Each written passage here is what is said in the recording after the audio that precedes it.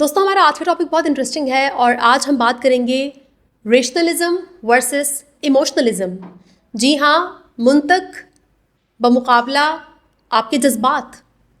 देखिए, दुनिया में बहुत से ऐसे लोग हैं जो काफ़ी रेशनल होते हैं, रेशनल थिंकिंग करते हैं, मुंतक और लॉजिक पर बात करते हैं। लेकिन बहुत से लोग ऐसे हैं जो बहुत इमोशनल थिंकिंग करते हैं, यानी कि जज्बात पर बहुत चलते हैं।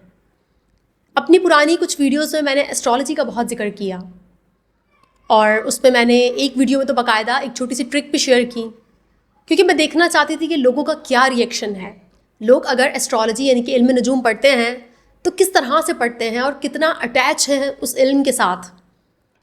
तो इस बात में कोई शक नहीं है, मुझे बहुत से ऐसे कमेंट्स देखने को मिले जिसमें लोगों ने बड़ा अटैच होकर मुझे कहा कि नहीं केतु ऐसा नहीं, ऐसा हो तो ये होता है, या फिर अगर इस तरह से ट्रांजिट हो जाए तो यूँ हो जाएगा, यूँ डिग्री होनी चाहिए, उच्च का तो नीच का होना चाहिए। काफ़ी डीप नॉलेज एस्ट्रोलॉजी की लोगों को थी और उन्होंने, हर इंसान ने ना अपने तरीके से इजहार किया कि ऐसा नहीं, ऐसा होना चाहिए। और यकीन माने हर कमेंट दूसरे कमेंट से मुख्तलिफ था। एस्ट्रोलॉजी का प्रॉब्लम ही ये है ना कि एक जनाब कहते हैं कि नहीं, अगर केतु यूँ नहीं यूँ होगा, और ऐसा नहीं वैसा होगा, यूँ ट्रांजिट होगा, ये त्रिकोणा होगा तो ऐसा हो जाएगा। लेकिन दूसरे जनाब इनकार करते हैं, कहते हैं कि नहीं ऐसा नहीं, वैसा होना चाहिए। तो यही वजह है कि मैं हमेशा आप सबसे कहती हूँ कि जो एस्ट्रोलॉजी है, इल्म नजूम है, इल्म है, नॉलेज है, मानती हूँ इस बात को, लेकिन बहुत डिटैच होकर पढ़ा करें। आपकी जो ज़िंदगी है ना, ये किसी बर्थ चार्ट को देखकर नहीं गुजारी जा सकती। ज़िंदगी बहुत अनप्रिडिक्टेबल है दोस्तों, ख़ासकर जब दौर बदलता है, नई नई इजादात आती हैं, नए नए ट्रेंड्स आते हैं, तो फिर आप ना महज एक बर्थ चार्ट पर मुनस्सर नहीं रह सकते। और वो भी ऐसा इल्म जिसमें इतने सारे नज़रियात पाए जाते हों और मुख्तलिफ लोग मुख्तलिफ तरीके से उसको बयान करते हों, तो फिर उसमें आप किसकी बात पर यकीन करेंगे? कौन सा एस्ट्रोलॉजर सही है? तो ये जो इमोशनलिज्म और रेशनलिज्म का जो सीन है ना, आज मैं आपको समझाऊंगी कि कौन होते हैं वो लोग जो इमोशनलिज्म पर चलते हैं, जो एस्ट्रोलॉजी, टैरो कार्ड रीडिंग और जो भी स्पिरिचुअलिटी टाइप की चीज़ें हैं, मेडिटेशन टाइप की चीज़ें हैं, इनके साथ बहुत ज़्यादा अटैच रहते हैं, और कौन है वो लोग जो रेशनल हैं, जो रेशनलिज्म पर चलते हैं। दोस्तों, मैंने अपने साइकोलॉजी के कैरियर में ना जो बात नोट की है, और साइकोलॉजी के अलावा भी साइंटिफिकली प्रूव्ड भी है ये बात, कि astrology, tarot card reading, spiritual healing, twin flame, इस किस्म की चीज़ों की तरफ ना वो लोग ज़्यादा अट्रैक्ट होते हैं जो बहुत इमोशनल होते हैं, और ख़ासकर वो लोग जो मैजिकल थिंकिंग का शिकार होते हैं। जी हाँ, जिनकी सोच बहुत जादुई होती है, फैंटेसी में रहते हैं। कौन होते हैं वो लोग जो फैंटेसी में रहते हैं बहुत ज़्यादा, जिनकी सोच बहुत मैजिकल होती है? ये वो लोग हैं दोस्तों जो ट्रॉमा से गुजरते हैं बचपन में, जिनके साथ या तो सेक्सुअल अब्यूज़ हुआ होता है, या फिर वर्बल अब्यूज़, या वालिदैन बहुत ही नरगिस पसंद नार्सिसिस्टिक होते हैं, या फिर निगलेक्ट, नज़रअंदाजी का सामना, कि वालिदैन को कख फ़र्क नहीं पड़ता बच्चे के साथ क्या हो रहा है, बिल्कुल बच्चा नज़रअंदाज होता है, सारा बचपन उसका ऐसे ही गुजर जाता है। तो ये वो बच्चे होते हैं जो ट्रॉमा से गुजरते हैं, क्योंकि इनका जो लॉजिकल ब्रेन है ना, वो सही से डेवलप नहीं हो पाता। दोस्तों, एक बात याद रखिएगा कि जो मैजिकल थिंकिंग है ना, ये हर उस बच्चे की होती है जो इस दुनिया में आता है, जन्म लेता है। क्योंकि जब हम इस दुनिया में आते हैं और हम बच्चे होते हैं ना, तो हम बहुत लाचार होते हैं, बेयारो मददगार, हेल्पलेस, अपने बड़ों पर मुनस्सिर, डिपेंडेंट हर चीज़ के लिए। और यही वजह है कि उस टाइम पर हमारे ब्रेन के पास ना एक पावर होती है हमें सर्वाइव करवाने के लिए, हमें इस दुनिया में वो जो टाइम पीरियड है, बचपन का जो दौरानिया है, उसको सुकून से गुजारने के लिए ना मैजिकल थिंकिंग हमारा ब्रेन रखता है उस टाइम पर। हर बच्चा सुपर हीरोज़ और परियों की कहानियों पर यकीन रखता है।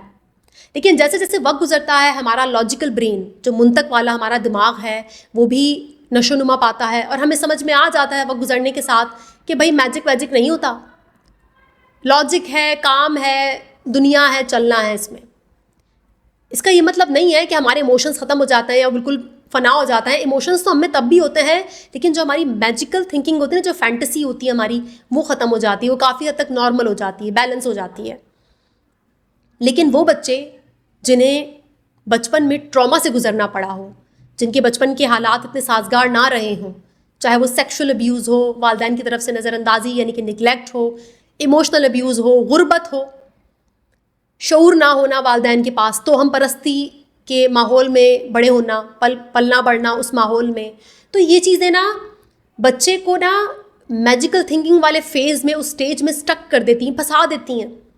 बच्चा सारी ज़िंदगी के लिए जब वो बड़ा भी हो जाता है ना, तब भी वो उस फैंटेसी, मैजिकल थिंकिंग और इमोशनलिज्म वाले फेज़ में रहता है। वो अपने इमोशंस को कभी प्रोसेस करना सीखता ही नहीं, वो उस मैजिकल थिंकिंग से बाहर आना कभी सीखता ही नहीं।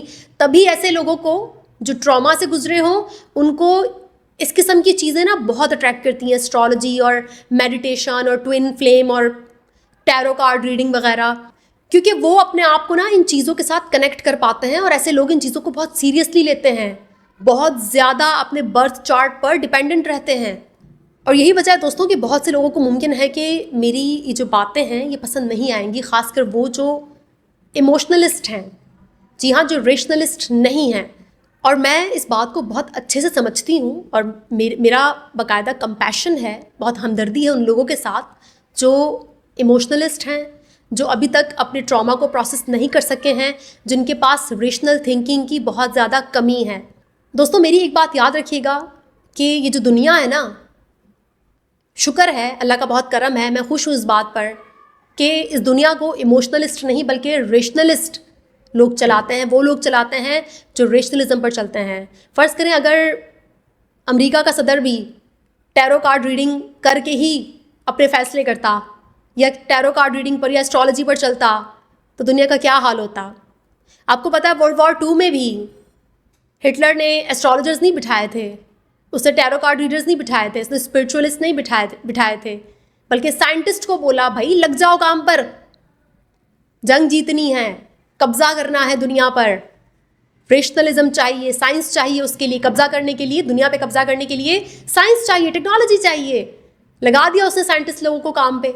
तो शुक्र है कि जो भी बड़े लोग हैं, जो ताकतवर लोग हैं, जो दुनिया चलाते हैं, जो मुल्क चलाते हैं, इस बात का शुक्र है कि वो इमोशनल लोग नहीं हैं, वो काफ़ी रेशनल लोग हैं, उन्हें पता है कि दुनिया कैसे चलती है।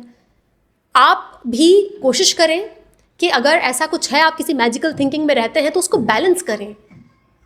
ज़रूरी नहीं है कि आप बिल्कुल एकदम कड़क सख्त लॉन्डे टाइप बन जाएं, ठीक है, और बोले कि नहीं मेरे अंदर कोई इमोशंस नहीं है। मैं इमोशंस की नफ़ी नहीं कर रही, इस चैनल पर मैं आपको हमेशा इमोशंस ही प्रोसेस कराना सिखाती हूँ, लेकिन मैं यहाँ पर मैजिकल थिंकिंग की नफ़ी कर रही हूँ।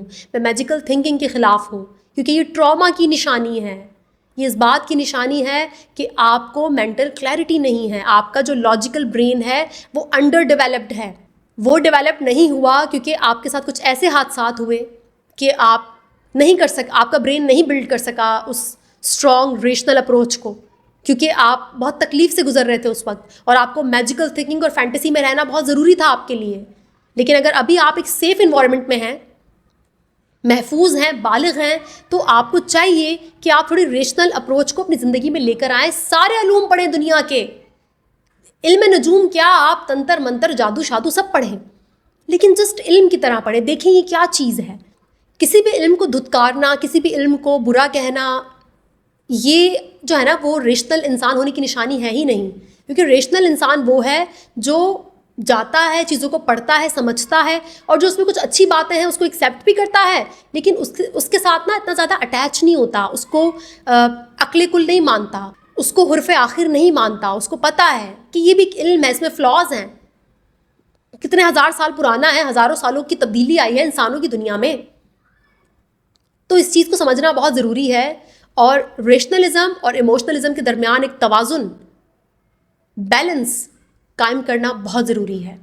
अपनी ज़िंदगी में आप जब भी बहुत ज़्यादा इमोशनल हो तो इमोशंस को दबाए मत। इमोशंस झूठे नहीं हैं, इमोशंस तो बहुत बड़ी इंफॉर्मेशन है। आपको जलन हो रही है तो हो रही है ना, तो अपनी जलन को महसूस करना, उस जलन को एक्नॉलेज करना, उसको प्रोसेस करना, उसको चैनल करना, ये आपका काम होना चाहिए। मैं इमोशंस की नफ़ी नहीं कर रही, मैं यहाँ पर मैजिकल थिंकिंग की बात कर रही हूँ कि जैसे कोई जादुई कुछ हो जाए, कि जैसे पता नहीं अगले महीने मेरा कौन सा प्लैनेट कहाँ ट्रांजिट होगा तो मेरी लाइफ में पता नहीं कौन सा बदलाव आ जाएगा। कितने लाखों रुपए लूटे जाते हैं लोगों से, ये करा लो रेमेडी, वो करा लो रेमेडी, ये जेम स्टोन्स ले लो, वो चीज़ करा लो, ऐसा कर लो, ये खिला दो किसी को, वो खिला दो किसी को। बहुत पैसा खर्च होता है इसमें, बहुत ज़्यादा जो है ना वो इंसान लुटता है। लेकिन खैर दुनिया इमोशनल और रेशनल लोगों का मिलाप है। दुनिया में अच्छाई बुराई साथ थी है और रहेगी, वैसे ही इमोशनल और रेशनल लोग साथ थे हैं और रहेंगे। लेकिन अगर आप अपनी ज़िंदगी में मूव ऑन होना चाहते हैं, रेशनलिज्म और इमोशनलिज्म के दरमियान तवाज़ुन कायम रखना चाहते हैं, तो मैजिकल थिंकिंग से बाहर निकलें। अपने इमोशंस को भी एक्नॉलेज करें, इमोशंस को तस्लीम करें, जज्बात को तस्लीम करें, क्योंकि आप एक जज्बाती मखलूक हैं। लेकिन मुंतक का और लॉजिक का भी इस्तेमाल करें। और मुझे कभी कभार लगता है कि हम जो ईस्ट में यानी कि मशरक़ में लोग रहते हैं और जो मगरिब में लोग रहते हैं, उनके मिजाज में जो वाज़े फ़र्क पाया जाता है, उसमें कहीं ना कहीं हमारी जो हमारी जोग्राफ़ी है, जो हमारी जोग्राफिया है, उसका बहुत बड़ा असर है। क्योंकि हम मशरक़ वाले बहुत इमोशनल हैं, बहुत इमोशनल कौम है हम। कहीं ना कहीं हम गर्म जगह पर रहते हैं, यहाँ पर एक बैलेंस्ड वेदर है और हमारे अंदर वार्मथ, एक गर्म जोशी है, एक हमदर्दी का जो है वो आप कह सकते हैं कि एक एलिमेंट अंसर शामिल है। हम भरोसा भी बहुत जल्दी कर लेते हैं एक दूसरे पर। शायद ये एक वजह है कि हम मशरक़ में रहते हैं, हमारी आबो हवा ऐसी है। फिर हमारी निस्बत मगरिब है जो कि सर्द इलाका है, और वहाँ के लोग बहुत सर्द हैं, भरोसा नहीं करते किसी पर, काफ़ी कोल्ड हैं वो लोग जज्बाती तौर पर, बहुत इमोशनल लोग नहीं हैं, रेशनल भी हैं। उनके रेशनलिज्म ने उनको बहुत ज़्यादा फ़ायदा भी दिया। बहुत ज़्यादा रेशनल होना भी ठीक नहीं है, बहुत ज़्यादा इमोशनल होना भी ठीक नहीं है। गर्म और ठंडे के दरमियान में रहना बहुत ज़रूरी है, क्योंकि कहीं ना कहीं हमारी बॉडी, हमारा ब्रेन भी ऐसा ही चाहता है, वो भी हमेशा तवाज़ुन, बैलेंस में आना चाहता है। एक्सट्रीम साइड पर रहने वाले लोग हमेशा डिस्टर्ब रहते हैं बहुत। तो अगर कभी लाइफ में एक्सट्रीम साइड पर चले भी जाओ तो कोशिश करो कि वापस बीच में आने की किया करो। एक जगह रहना या एक जगह को अक्ल कुल मान लेना और हतमा बिल्कुल फाइनल मान लेना, ये भी ठीक नहीं है आपकी ग्रोथ के लिए और आपकी खुशी, आपकी हैप्पीनेस के लिए। मेरी एक बात याद रखिएगा दोस्तों, एक बहुत ही खूबसूरत कॉल मैंने कहीं पढ़ा था, और वो ये था कि जो सही है वो मेरा है।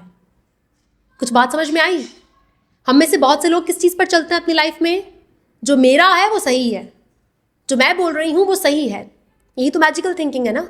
अगर मेरे हालात या जो मेरी सोच है या जो भी मैं हूँ उसके साथ कोई चीज़ मैच करती है, तो मैं एकदम से उसको सही मान लेती हूँ कि नहीं नहीं ये तो बिल्कुल सही है, क्योंकि मैं भी ऐसा ही सोचती हूँ। लेकिन अगर कोई चीज़ मेरी सोच से मुनफरिद है, मुख्तलिफ है, लेकिन वो सही है और मैं उसे नहीं मान रही क्योंकि वो मेरी सोच के साथ मेल नहीं खाती, मैच नहीं करती, तो फिर यहाँ पर मैं सिर्फ अपना नुकसान कर रही हूँ। और यही मैजिकल थिंकिंग होती है कि जब आप रियलिटी को, हकीकत को वैसे देखते हैं जैसे आप देखना चाहते हैं, ना कि वैसे जैसी वो है। तो याद रखिएगा, जब भी लाइफ में कोई फ़ैसला लें, कुछ भी करें, तो एक जुमला अपने जहन में फ़िक्स कर दें कि जो सही है वो मेरा है। ज़रूरी नहीं है कि जो मेरा है वो सही हो। ऐसे मुहावरे सुनने में तो बहुत सिंपल लगते हैं, लेकिन उन पर अमल करना पूरा एक प्रोसेस होता है। आप ज़िंदगी में गुजरते हैं ऐसे तजुर्बात से, और फिर आप ऐसे मुहावरों का जो एसेंस है, जो उनकी पावर है, आप उसे फ़ील कर पाते हैं। मेरे ख्याल से मुंतक और इमोशंस पर इतना लेक्चर काफ़ी होगा। इंशाल्लाह नेक्स्ट वीडियो में मुलाकात होगी, तब तक के लिए अपना बहुत ख्याल रखिएगा। Thank you so much.